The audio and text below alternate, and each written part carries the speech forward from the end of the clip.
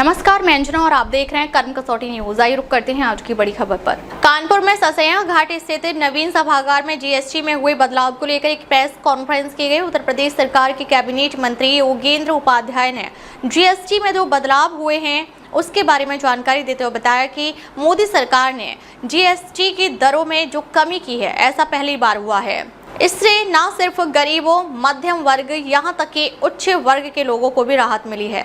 GST में किए गए इस सुधार से गांव, गरीब और किसान उद्योगों का उत्थान, महिलाओं का सम्मान को नई दिशा मिलेगी। आम जन के लिए कर से कल्याण का मार्ग होगा। देशवासियों के लिए रोटी, कपड़ा और मकान सस्ते होंगे। खाना सस्ता, रहना सस्ता, पहनावा सस्ता, घूमना सस्ता, दवाई सस्ती, पढ़ाई सस्ती, रोजमर्रा की वस्तुएं सस्ती, वाहन सस्ते हुए हैं। यह एक ऐसा उपहार है जो सिर्फ आम आदमी की बचत तो बढ़ाएगा ही, साथ ही जीवन उपयोगी वस्तुओं के मूल्यों में कमी आने से सभी को राहत भी मिलेगी। जिन चीजों पर पहले 28% जीएसटी देना पड़ता था, उनमें से 90% वस्तुओं का टैक्स घटाकर 18% पर लाया गया है। इसी प्रकार जो वस्तुएं 12% के स्लैब में थी, उनमें से लगभग 99% वस्तुओं का टैक्स घटाकर 5% या 0 के स्लैब में लाया गया है। देखिए, जीएसटी जो उसमें सुधार हुआ है, कमी हुई है, आज़ाद हिंदुस्तान की पहली घटना होगी जब टैक्सों में कमी आई है और जनहित में टैक्सों में कमी आई है। वरना हमेशा टैक्स बढ़ते ही रहे हैं जो भी सरकारें आई। और इससे अगर एक सरल भाषा में मैं कहूँ, बहुत कंक्लूड कर दूँ कि जो टैक्सों में सुधार हुआ है जीएसटी में, उससे रोटी सस्ती हुई है, कपड़ा सस्ता हुआ है, मकान सस्ता हुआ है। और यही तीन आवश्यकता, मूल आवश्यकता जनता की होती है, आम आदमी की होती है, रोटी, कपड़ा और मकान।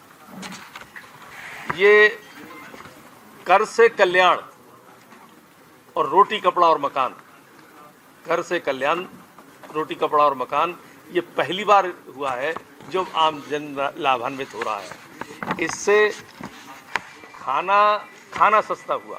रेस्टोरेंट में जाएंगे, वहाँ के टैक्स कम हुए तो खाना सस्ता हुआ। खाना बनाना सस्ता हुआ। आप रसोई की कोई भी चीज़ उठा लीजिए एट रैंडम, उसमें टैक्स कम हुआ है।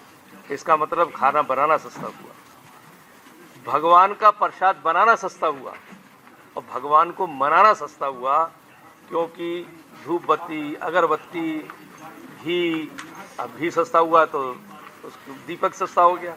तो इस तरह से कोई छोर ऐसा नहीं बचा है जहां मोदी जी के इस योजना से जीएसटी से निचले स्तर से लेकर, यानी निम्न वर्ग से लेकर, जो मैं इकोनॉमिक वर्ग बता रहा हूं, जो जिसको कहते हैं लोअर क्लास, और जो कि अपर क्लास तक, मीडियम क्लास, मिडिल, सबको कहीं ना कहीं राहत मिली है।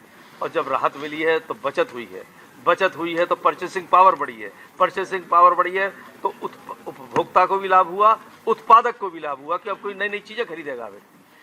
सर, बहुत से दुकानदार ऐसे हैं जिन्होंने अभी जो नई स्लैब आई है उसको लागू नहीं करा है, अभी भी महंगे दामों पर दे रहे हैं, तो उनके ऊपर किस तरीके से कार्रवाई करेंगे? एक हर शहर में एक toll number, free toll number दिया गया है।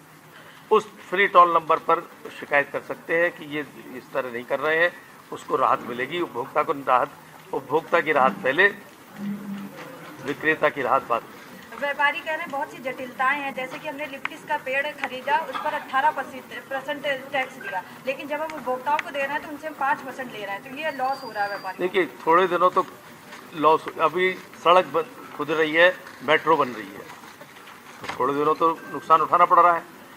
हर निर्माण से पहले विध्वंस होता है, हर कंस्ट्रक्शन से पहले डिस्ट्रक्शन होता है, ये नियम है।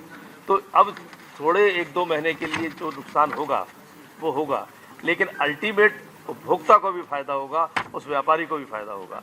जब मेरे जेब में बचत बढ़ेगी तो मैं व्यापारियों से उसका अपनी समृद्धि के लिए जाऊंगा, उस व्यापारी का सर्कुलर बढ़ेगा, मनी सर्कुलेशन में आएगा।